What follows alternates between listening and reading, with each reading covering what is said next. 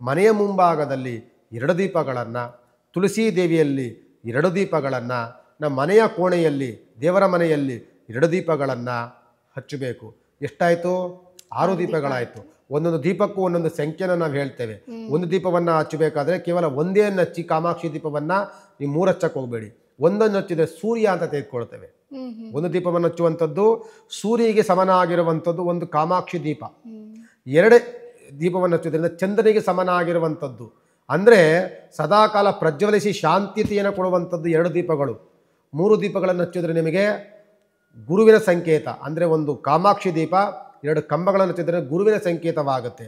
ಕಾಮಾಕ್ಷಿ ದೀಪವನ್ನು ನಾವು ಏಕಾಗ್ರತೆಯ ಒಂದೇ ಸೂರ್ಯ ಅಂತ ಅಂದಾಗ ಮತ್ತೊಂದಕ್ಕೆ ಎಣಿಕೆಯೇ ಇರೋದಿಲ್ಲ. ಅವನಿಗೆ ಸಮನಾಗಿರೋ ನಾವು ಯೋಚನೆ ಮಾಡಲಿಕ್ಕೆ ಆಗೋದಿಲ್ಲ. ಕಾಮಾಕ್ಷಿ ದೀಪ ಅನ್ನೋದು ಒಂದಾಗುತ್ತೆ. ಮತ್ತು 2 ಕಂಬಗಳನ್ನು ಹಚ್ಚಬೇಕು. ಮನೆಯಲ್ಲಿ 2 ದೇವರ ಮನೆಯಲ್ಲಿ 2 ದೀಪ ಕಂಬ, ಬಾಗಿಲಲ್ಲಿ 2 ಮಣ್ಣಿನ ದೀಪ, ತುಳಸಿ ದೇವಿಯಲ್ಲಿ 2 ಮಣ್ಣಿನ ದೀಪ, ಇದೆಲ್ಲವೂ ಸಹ ಹಚ್ಚೋದ್ರಿಂದ ಅಂದರೆ 7 ಹಚ್ಚಬಾರ್ದು, 4 ಹಚ್ಚಬಾರ್ದು. 4 ದೀಪಗಳನ್ನು ಹಚ್ಚಬೇಡಿ, ರಾಹುವಿನ ಸಂಖ್ಯೆ. 7 ದೀಪವನ್ನು ಹಚ್ಚಬೇಡಿ, ಕೇತುವಿನ ಸಂಖ್ಯೆ. 8 ದೀಪಗಳನ್ನು ಹಚ್ಚಬೇಡಿ, ಶನಿಯ ಸಂಖ್ಯೆ. ಅದನ್ನು ಬಿಟ್ಟು ಮಿಕ್ಕಿದ್ದು ಎಷ್ಟು ಬೇಕಾದ್ರೂ ನೀವು ಹಚ್ಕೊಳ್ಳಿ. ಕಾಮಾಕ್ಷಿ ದೀಪವನ್ನು ನೀವು ಲೆಕ್ಕಕ್ಕೆ ತೆಗೆದುಕೊಳ್ಳಬೇಡಿ ಅಂತ ಈ ಸಂದರ್ಭದಲ್ಲಿ ಹೇಳ್ಬೋದು. ಹಚ್ಚಬೇಕಾದ್ರೆ ಕೆಲವು ದೀಪಗಳಲ್ಲಿ 5 ನೋಡಿ, ಯಾವುದೇ ಒಂದು ದೀಪದ ಕಂಬ ತೆಗೆದುಕೊಂಡ್ರೆ ನಿಮಗೆ 5 ಇರುತ್ತೆ. 5 ಸಂಖ್ಯೆ ಅನ್ನುವಂಥದ್ದು ಅತ್ಯಂತ ಶುಭ ಸಂಖ್ಯೆ. ಅದು ಬುಧನ ಸಂಖ್ಯೆ, ಬುದ್ಧಿಯನ್ನು ಪ್ರಜ್ವಲಿಸುವಂತಹ ಸಂಖ್ಯೆ. ಅದಕ್ಕೆ ನೀವು ಯಾವುದೇ ದೀಪದ ಕಂಬ ತೆಗೆದುಕೊಳ್ಳಿ, 5 ದೀಪಗಳನ್ನು ಹಚ್ಚುವಂಥ ಸ್ಥಳಗಳನ್ನು ಇಟ್ಟಿರ್ತಾರೆ. ಏನಕ್ಕೆ ಅಂತಂದರೆ 5 ದೀಪಗಳನ್ನು ಹಚ್ಚೋದ್ರಿಂದ 5 + 5 2 ಹಚ್ಚಿದ್ರೆ ಎಷ್ಟಾಯಿತು? 10 ಆಯಿತು.